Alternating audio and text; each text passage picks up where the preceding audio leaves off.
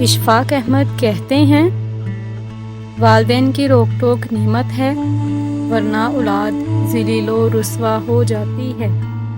اپنی انا کو کسی شخص کے سامنے ختم کرنے کا نام عشق مجازی ہے، اپنی انا کو سارے زمانے کے سامنے ختم کرنے کا نام عشق حقیقی ہے۔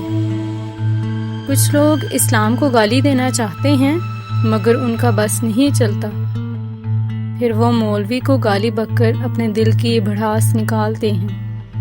اصل خیر یہ نہیں بیٹا کہ کسی بھوکے کو 1 روپیہ دے کر مدد کر دی، بلکہ اصل خیر کسی بھوکے کو اس وقت 1 روپیہ دینا ہے جب تمہیں بھی ویسی ہی بھوک لگی ہو اور تمہارے پاس اس 1 روپے کے سوا اور کوئی روپیہ نہ ہو۔ نیکی کمانے کا بہترین وقت جوانی ہے۔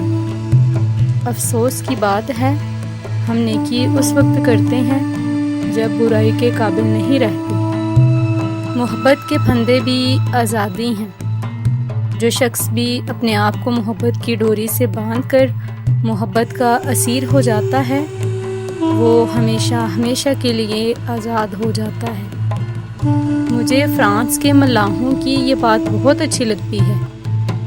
جب سمندر میں اترنے لگتے ہیں تو بڑی مختصر سی دعا مانگتے ہیں، یا اللہ تیرا سمندر بہت بڑا ہے، ہماری کشتی بہت چھوٹی ہے، ہم پر رحم کرنا۔